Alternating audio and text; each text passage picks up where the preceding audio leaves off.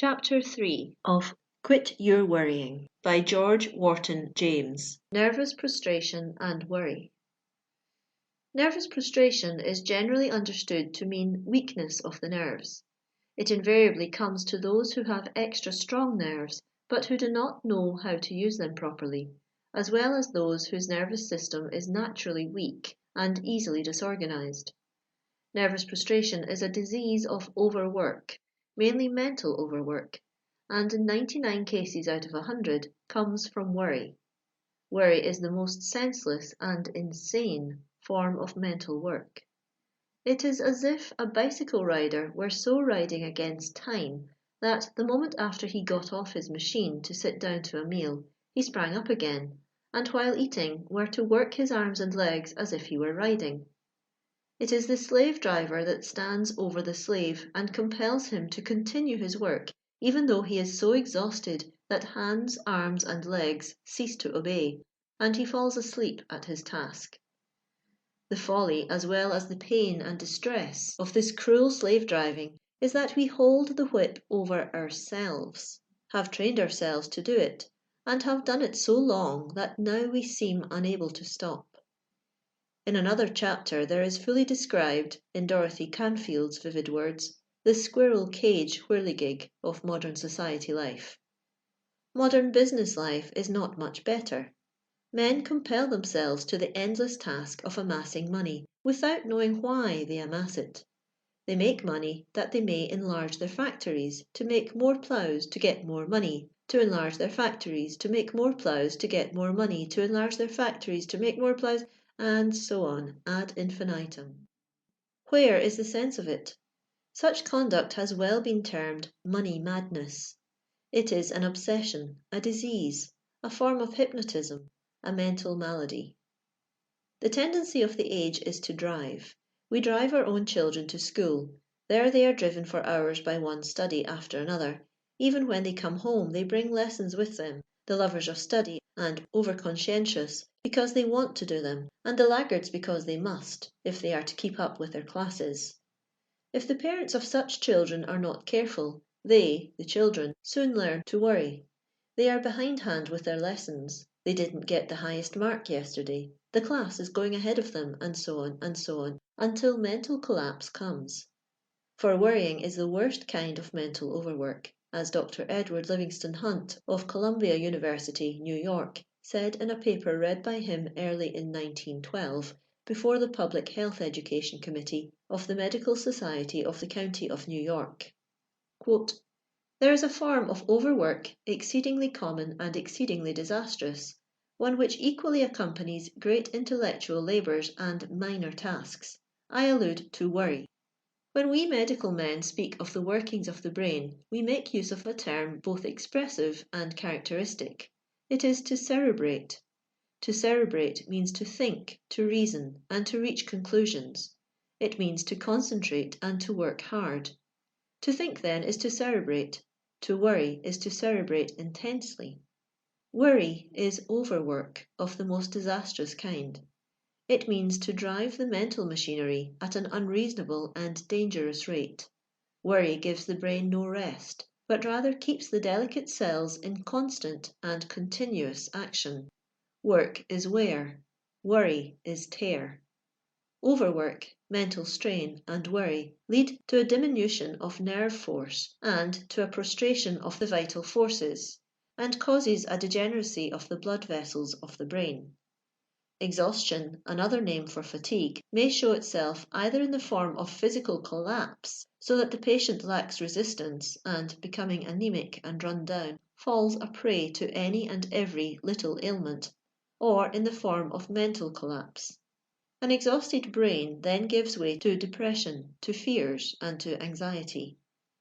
The vast majority of nervous breakdowns are avoidable.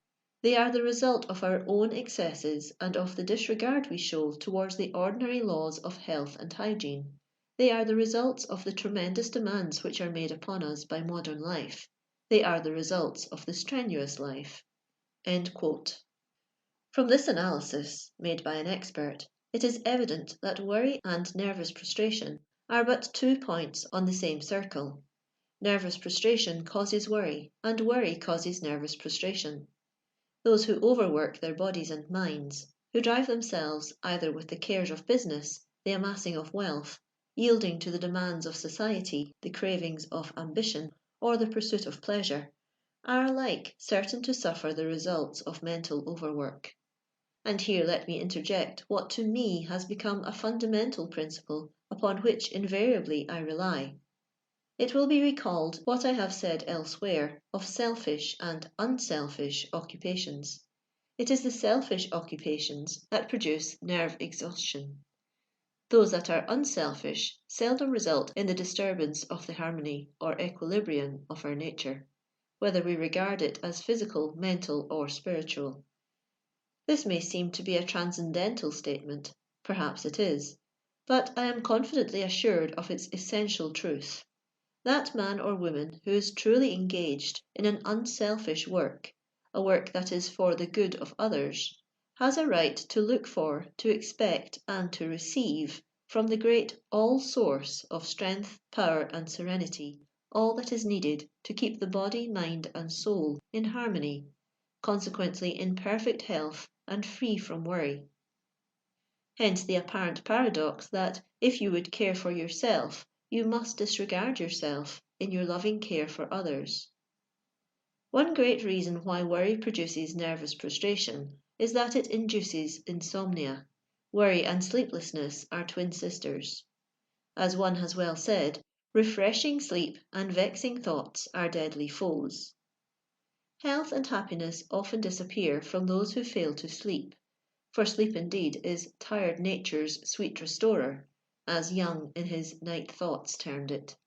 Shakespeare never wrote anything truer when he said, quote, "Sleep that knits up the ravelled sleeve of care, the death of each day's life, sore labour's bath, balm of hurt minds, great nature's second course, chief nourisher of life's feast," end quote.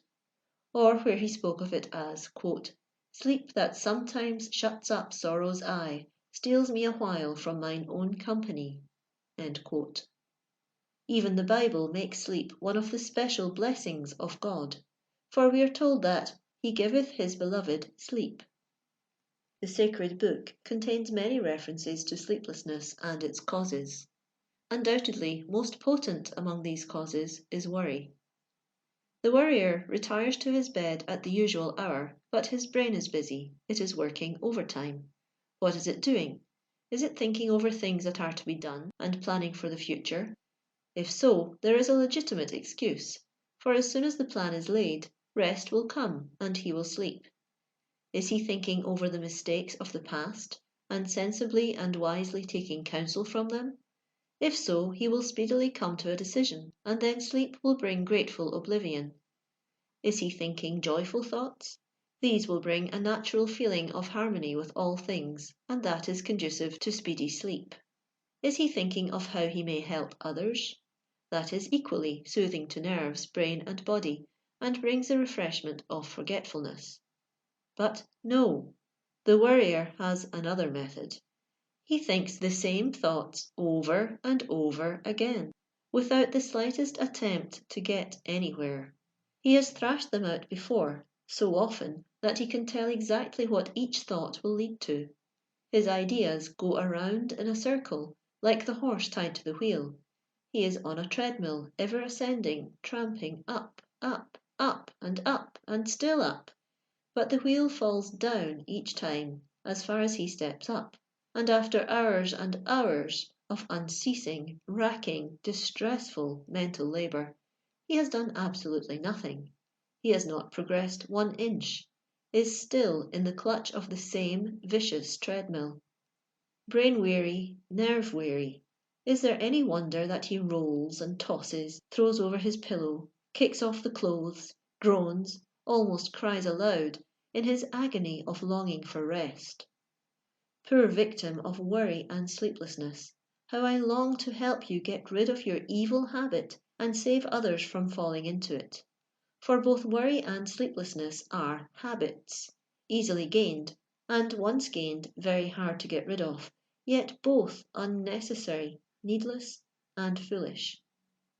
The worry that produces sleeplessness is merciless, so merciless and relentless that no fierce torture of a blackhander can be described that is worse in its long continuing and evil results. Lives are wrecked, brains shattered, happiness destroyed by this monstrous evil, and many a man and woman fastens it upon himself, herself, through indulging in anxious thought, or by yielding to that equal devil-dragon of self-pity. David the psalmist graphically tells of his own case. I am weary with my groaning. Every night make I my bed to swim. I water my couch with my tears. Mine eye wasteth away because of grief. Psalm 6, verses 6 and 7. At another time he cries, my God, why hast thou forsaken me? Why art thou so far from helping me, and from the words of my groaning? O my God, I cry in the daytime, but thou answerest not, and in the night season I am not silent. Psalm 22, verses 1 and 2. Yet God heard him not until his groaning and self-pity were cast aside, until he rested in God, trusted in him. Then came rest, as he graphically expresses it. I laid me down and slept. I awaked, for Jehovah sustaineth me. Psalm 3, verse 5. In peace will I both lay me down and sleep, for thou, Jehovah, alone maketh me dwell in safety. Psalm 4, verse 8. I will bless Jehovah, who hath given me counsel. Yea, my heart instructeth me in the night seasons. Psalm 16, verse 7.